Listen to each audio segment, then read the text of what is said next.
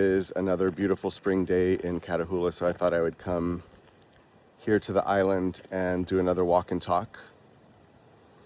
March is the month here when all the trees start to leaf out, so the woods are this unreal bright green color at the moment. When the leaves first come out, they're very an unreal shade of green, and then as March turns into April, the leaves darken and continue to darken throughout the summer and into the fall when they fall, and the whole process starts again. I'm walking right now on what we call the Shant. Do you know this word, Shant? It's an old French word that has survived into Louisiana French. It was originally pronounced chantre, and it's become shortened over time to Shant, so we call it the Shant. A Shant is a lane at the edge of a field where the equipment or the carts or the tractors, etc., can turn around before heading the other way down the field, like a turn row. And so this is the Shant, and I'm going to find a place to sit and talk. And I wanted to talk a little bit more about what I touched on with my last video, which is why I became a neurologist, and a couple of the principles, I guess you could say, that have always guided my decisions in life. Two of those principles are freedom and curiosity. And freedom, I think, is what ultimately drove me to want to become a doctor, and curiosity was what made me want to become specifically a neurologist. But I think that's an incomplete telling of the story, because freedom and curiosity are, in a sense, very childlike aspirations. I think they're noble aspirations in some sense, but they're also very self-involved, maybe. I want to be free. I want to be curious. And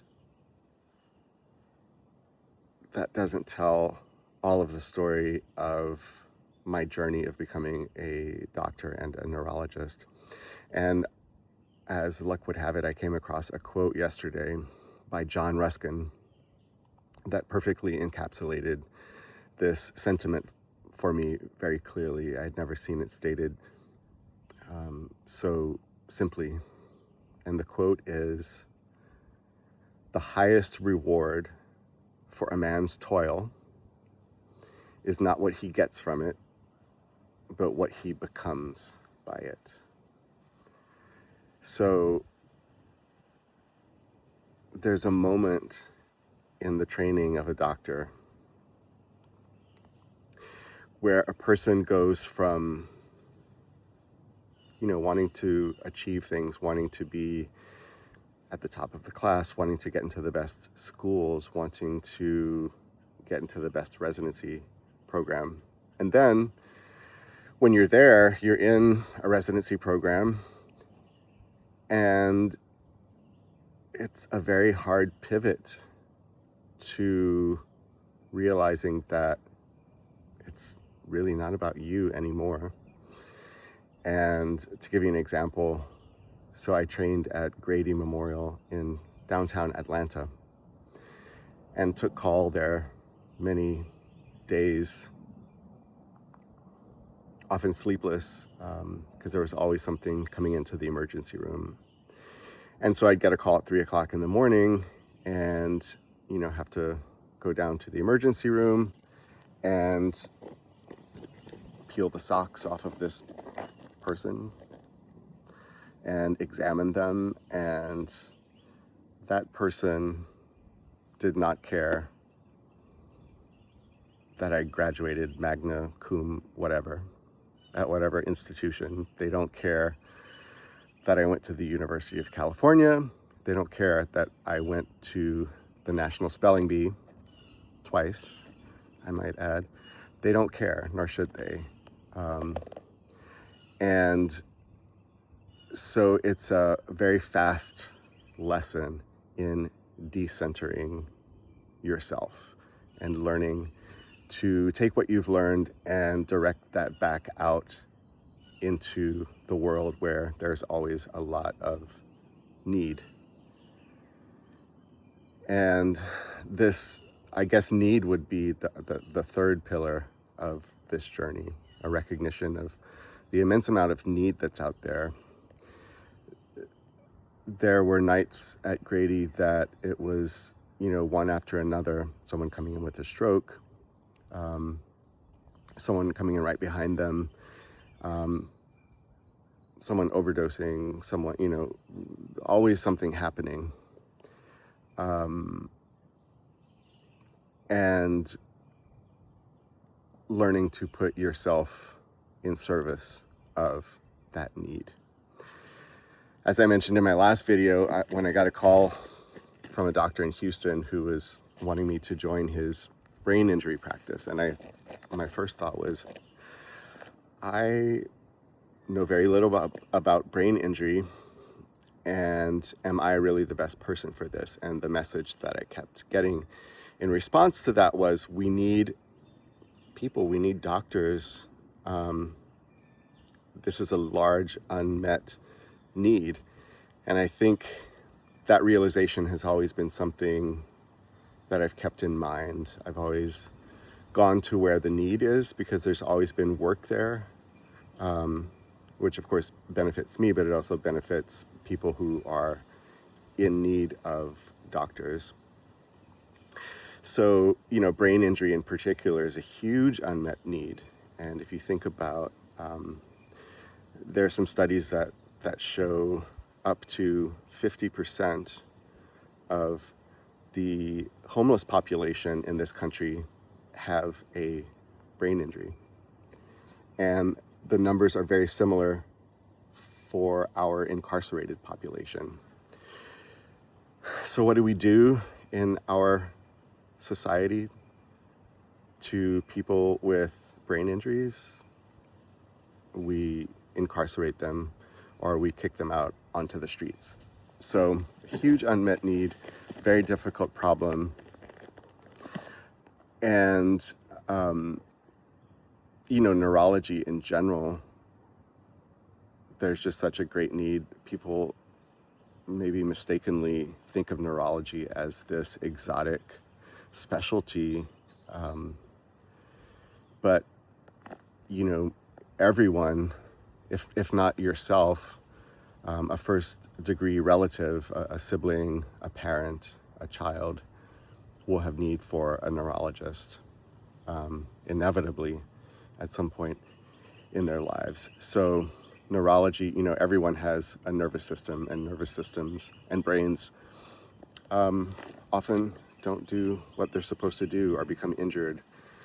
There are a million ways for things to go wrong, and one of the things that I've learned as a physician is how incredibly fragile everything is. It's a miracle that anything ever works.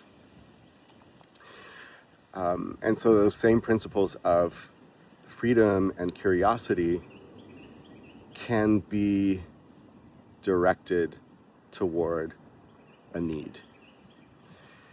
You can, as a physician, take the freedom that you have to practice as you see, as you please. You can take that freedom, you can take that curiosity, and you can sign up for a certification course to give cosmetic Botox to people and make a lot of money doing that. You can also take that freedom and that curiosity to say, well, I don't know a lot about brain injury, but I want to learn about it. As a doctor, you're always learning, or you should be always learning. And that learning is not just about anatomy or, reading research papers. It's about learning how the world works. It's about learning how to relate to people, So there are other skills that maybe are not so emphasized. Bells of St. Rita. These softer skills of relationships and sociological considerations are as important to the practice of being a physician, or they should be, at least. And just think about, I always get a bee in my bonnet about these longevity doctors. You know what I'm talking about? Like, they'll be on 60 Minutes and talk about extending the lifespan and this kind of thing. And,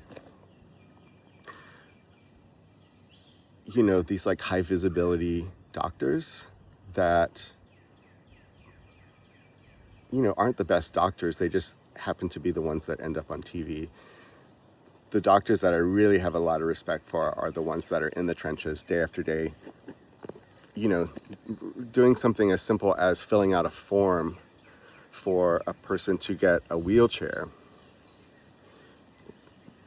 If you've never tried to get a wheelchair, you would be shocked at the levels of bureaucracy that you have to go through to get this very simple and straightforward technology. So when I read about, these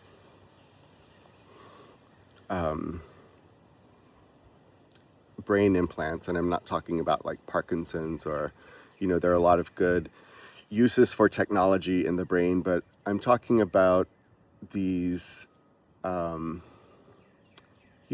almost like science fiction, very fantastical, longevity-oriented aspects of medicine that seem to me so divorced from where the need actually lies today. So that freedom and curiosity can be turned outward from oneself toward a need that's out there. And so I guess I would say that becoming a neurologist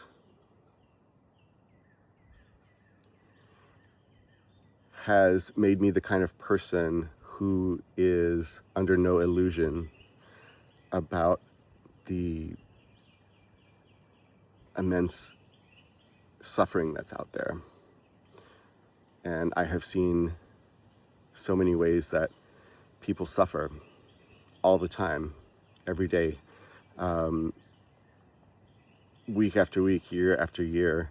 There is always more suffering and more need out there than can ever be met.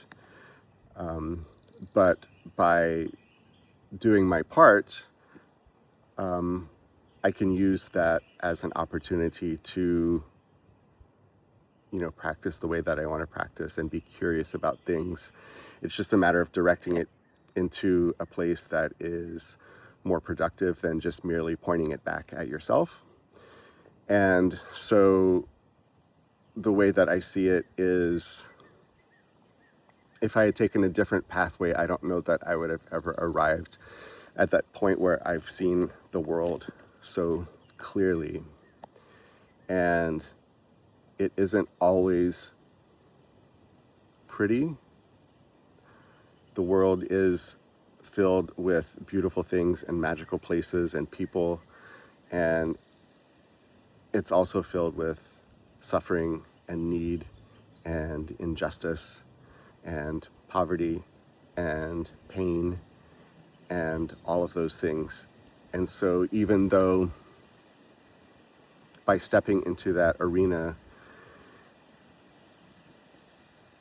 I am putting myself in contact with that suffering on a daily basis, the upside of that is that I see the world clearly for what it is.